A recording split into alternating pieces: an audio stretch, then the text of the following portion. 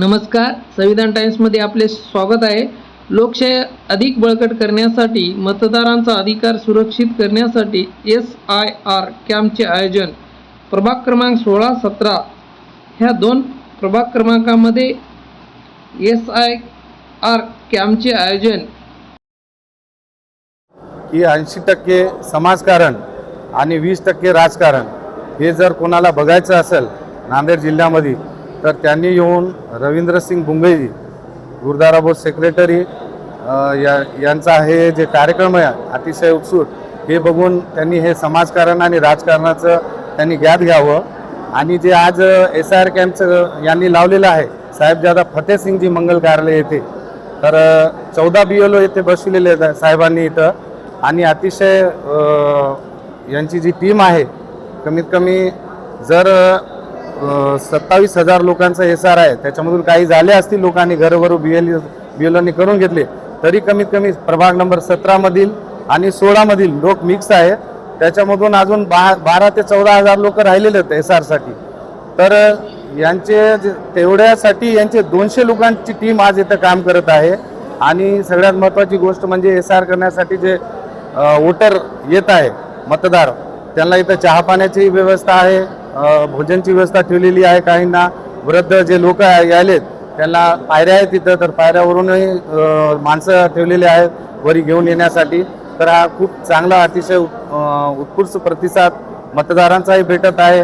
मतदार यांनी एक अतिशय काम चांगलं केलं आहे की माईक घेऊन काही यांचे कार्यकर्ते गल्लोगल्ली फिरत आहे सकाळी 8 वाजल्यापासून की आपण SIR कॅम्पचा लाभ घ्यावा. सरदार रवींद्रसिंग बुंगई यांच्याकडून लावण्यात आलेले. आता पंजाबवरून इथं काही स्थानिक इथं आलेले राहायला आलेले आहेत, या लोकांसाठी काय अडचणी भरपूर आहेत का? इथले लोकांचं वोटिंग कार्ड वगैरे नसतील, याच्याबद्दल तुम्ही काय सांगा? नाही, आता ज्यांचं मतदारमध्ये नाव आहे, जे विधानसभामध्ये यादी आलेली होती, तर ते ज्यांचं नाव आहे त्यांचं तर करावंच लागणार आहे. कारण ते पंजाबचे असो किंवा इथले रहिवासी मतदार SIR कॅम्प म्हणजे आता जे गेलेले आहेत पंजाबचे यात्रेकरू जे येऊन इथं कार्ड बनवलेलं आहे आणि आता सध्या नाही आहेत, तर त्यांचं नाव वगळण्यात येईल. मी काय बोलतो, पंजाबचे आता तिथून लग्न करून इथं आलेले आहेत नांदेडला, तिकडला काही पुरावा नसेल, याच्या संदर्भात भरपूर काही अडचणी येत आहेत. हो, त्याच्याबद्दल तुम्ही काय सांगा? नाही, अडचणी येतील, पण जे शासनानं नियम दिलेला आहे त्या शासनामध्ये बसून आम्ही त्यांचं करून देणार आहेत.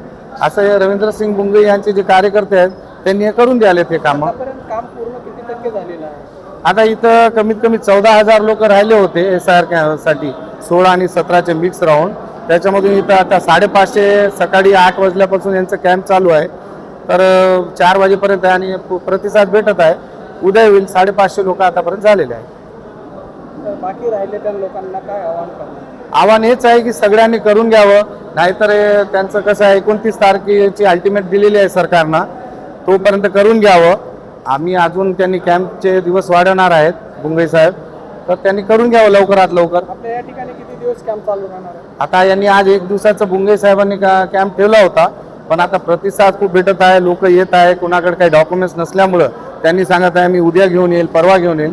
2 दिवस कॅम्प वाढून टाकणार आहे. कर्मचारी सर्वसामान्य माणसाला लवकर काम करत नाही, याच्याबद्दल भरपूर काय अडचणी येतात, याच्याबद्दल तुम्ही काय सांगा? कर्मचारी ज्या वर जर त्यांचा जो ऑफिसर असतो तो जर चांगल्या प्रकारे त्यांना कव्हर करत असतो तर चांगलं काम होईल. पण आता प्रभागामध्ये फिरण्यासाठी ते कर्मचाऱ्यांना फार अवघड होत आहे. म्हणून एवढा मोठा मंगल कार्यालय आहे, इथं चांगली व्यवस्था करण्यात आली आहे, म्हणून लोक इथं येऊन करून घेत जात आहे SIR.